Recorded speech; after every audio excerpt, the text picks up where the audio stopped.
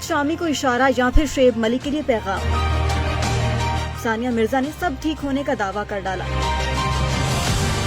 Social media पर सानिया की नई तस्वीर ने हलचल मचा दी।